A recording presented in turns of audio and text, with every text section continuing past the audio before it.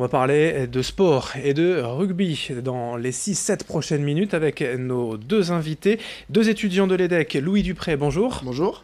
Et Paul Millon, bonjour. Bonjour. Vous êtes tous les deux coprésidents de l'association de l'European Rugby Sevens Cup. C'est un événement qui est organisé à Roubaix. Si vous aimez le rugby, notamment le rugby à 7, au Vélodrome de Roubaix, dans quelques semaines maintenant, le week-end du 10 et 11 mars. Exactement. Alors, la Coupe d'Europe de rugby à 7, si l'on veut traduire en français globalement. Un petit peu. Un peu plus amateur, voilà, ce sont des étudiants finalement qui vont jouer. Mais déjà, le rugby à 7, si vous deviez présenter un peu ce sport, cette discipline, c'est quoi ? Alors le rugby à 7, comme son nom l'indique, c'est comme le rugby à 15, mais à 7 par équipe. Donc beaucoup plus d'espace sur le terrain, beaucoup plus de vitesse, c'est plus spectaculaire. Les matchs ne durent que 2 fois 7 minutes en revanche parce que c'est plus physique. Et c'est un sport qui est en plein essor en ce moment, c'est-à-dire qu'il est utilisé par la Fédération mondiale pour développer le rugby dans des régions peu touchées par ce sport, comme il est très accessible. Et nouvellement olympique, il a été représenté aux Jeux Olympiques. Pour la première fois à Rio en Exactement, 2016. C'est assez peu connu quand même médiatiquement et au niveau populaire en France pour l'instant. En France en tout cas, dans d'autres régions un peu moins, mais c'est en train de se développer de plus en plus et on espère y contribuer un petit peu à ce développement en appliquant de notre part le rugby dans la métropole lilloise aussi.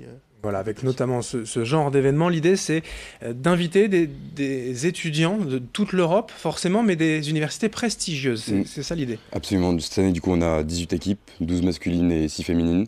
Et le but du jeu est d'inviter les universités les plus prestigieuses, comme vous l'avez dit. On vise les Cambridge, HEC et Oxford. Cette année, malheureusement, on n'a pas pu avoir Cambridge, mais on a quand même en France HEC, Dauphine. Donc ça reste un niveau universitaire plutôt pas mal. Voilà, puis on a sur les 18 équipes, on en a 5 françaises, les autres viennent d'un peu partout en Europe, notamment d'Espagne, Pays de Galles, Irlande, Angleterre, Écosse. Les équipes nous font l'honneur de se déplacer depuis assez loin pour rejoindre le Vélodrome de Roubaix. Les équipes universitaires qui jouent beaucoup au rugby à 7, ça se pratique beaucoup dans les universités comme ça ?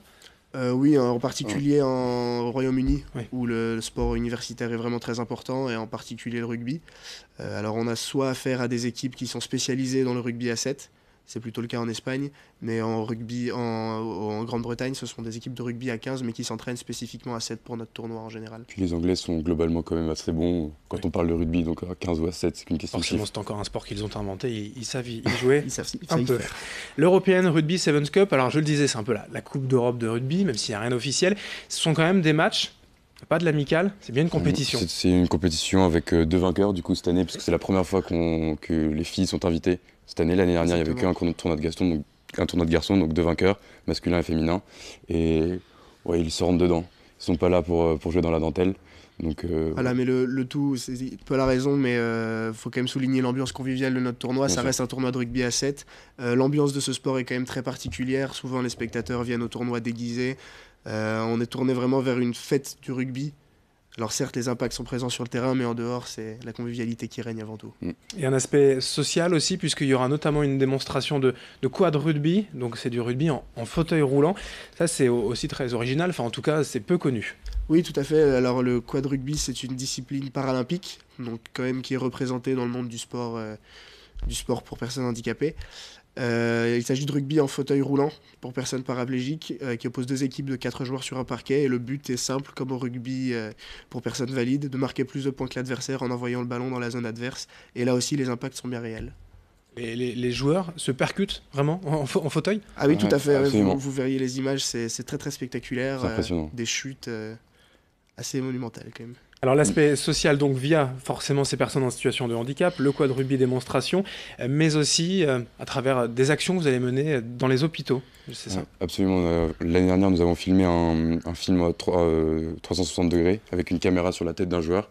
Et on a créé une vidéo d'à peu près 3 minutes qu'on va diffuser dans les hôpitaux pour des personnes à mobilité réduite avec un casque de réalité virtuelle. Et c'est vraiment impressionnant, on entend, vraiment, on bouge la tête de tous les côtés et on entend les bruits de partout. Et donc on est vraiment dans l'ambiance du match, quoi. Un film pour diffuser auprès des enfants notamment ? Oui, particulièrement, c'était notre objectif en créant ce match, de pouvoir faire vivre en immersion totale un match de rugby à des enfants qui peut-être n'en auraient pas la chance de par leurs conditions physiques.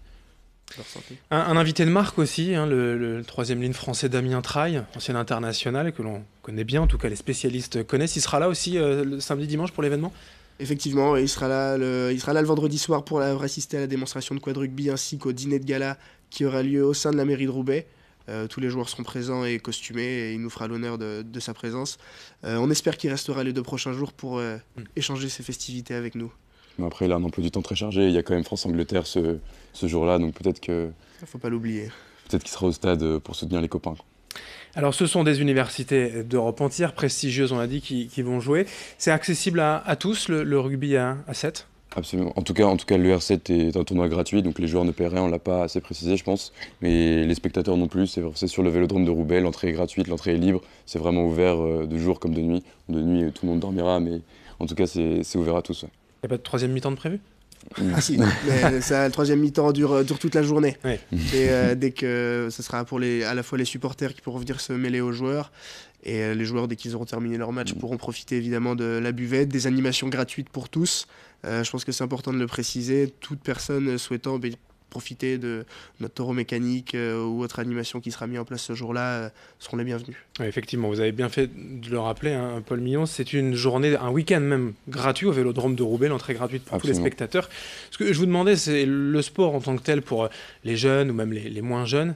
Si le rugby à 7 est assez facile, accessible pour tous. Moi, personnellement, j'avais jamais joué au rugby dans ma vie avant de rentrer à l'EDEC et dans cette association.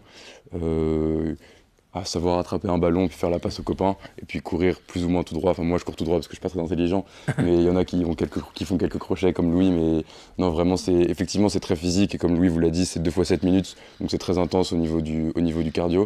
Mais oui, je pense que ça peut être ouvert à tous, et tout le monde est capable d'y jouer. Et notamment la version A7. Le rugby à 7 est beaucoup plus accessible que le rugby à 15, tant pour les nouveaux joueurs que pour les néo-spectateurs aussi. C'est beaucoup plus fluide, comme je vous l'ai dit, il y a plus d'espace sur le terrain, on comprend mieux ce qui se passe. Ça permet d'être une bonne façon d'introduire le rugby à des personnes qui ne sont peut-être pas tout à fait connaisseuses de ce sport. Bien sûr. L'European Rugby Sevens Cup avec 18 équipes des universités prestigieuses d'Europe. C'est donc les 10 et 11 mars prochains au Vélodrome de Roubaix. Et l'entrée est gratuite. Merci à tous les deux d'être venus Merci beaucoup de nous avoir reçus sur Grande Île TV pour évoquer cet événement, la fête du rugby. Et ce sera gratuit à Roubaix, donc on en reparlera très certainement d'ici là. Merci à vous de nous avoir suivis. Dans un instant, la suite sur Grande Île TV.